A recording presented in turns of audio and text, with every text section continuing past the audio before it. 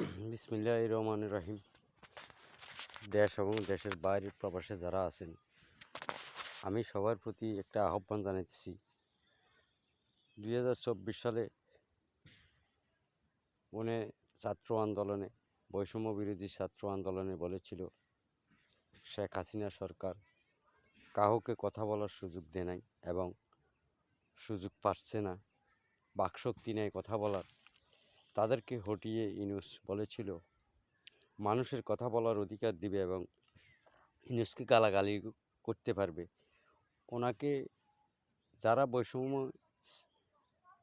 এখন ক্ষমতায় আছেন, যারা যে বাংলাদেশ চালাইতেছেন উপদেষ্টা মণ্ডলী, তারা দেখেন কুড়িগ্রামের আলম কন্টেন্ট ভিডিও বানাচ্ছে, তাকে অ্যারেস্ট করা হয়েছে।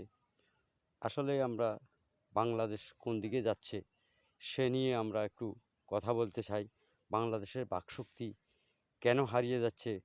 তো এরা যদি, পিছনের সরকার যদি মানুষকে কথা বলার অধিকার না দেয়, তাহলে বর্তমানে তারাও তো মানুষের অধিকার কেড়ে নিচ্ছে। তাই বলে আমরা বাংলাদেশের মানুষ বসে থাকবো তা না। এই দেশে 1971 সালে এই দেশ স্বাধীন করেছেন, সেই স্বাধীনতা বাংলাদেশে পেয়েছে। আর যদি স্বাধীনতা না থাকতো, পাকিস্তানির হাতে আমরা জিম্মি ছিলাম।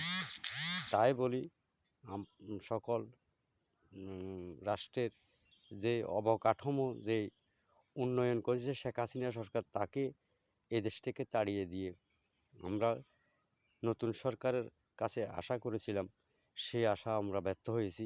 তারা তাদের থেকে খারাপ। যদি ওরা খারাপ হয়ে থাকে, এরা এত ভালো কোথায়? আমি ভালো দেখতেছি না।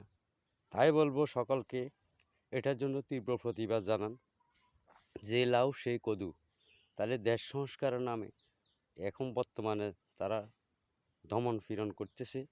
এই ইউনূস সরকারকে হটিয়ে দিতে মানুষের যদি একটু আমরা প্রতিবাদ করি, 10 মিনিটও লাগবে না। 1971 সালে যুদ্ধ করেছে, 9 মাস যুদ্ধ করে পাকিস্তানকে এই দেশ থেকে তাড়িয়ে দিয়েছে। তাই বলে বাংলাদেশের মানুষ সোচ্চার, যখন মানুষ খেপে যাবে তখন ইউনূস সরকার পালাবার পথ থাকবে না।